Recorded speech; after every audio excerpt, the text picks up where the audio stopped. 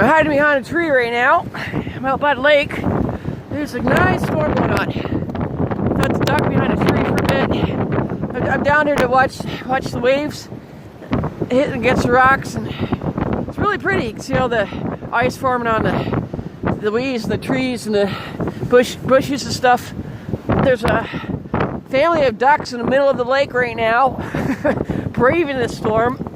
Crazy fuckers in the middle of the lake. I don't know why didn't they get up on land and hide behind some trees or something, or rocks, but they're way out there. It's absolutely freezing out here. So, just gonna hide behind that tree for a bit. Yeah, I like coming out here just to release some of those negative energy and enjoy this beautiful storm.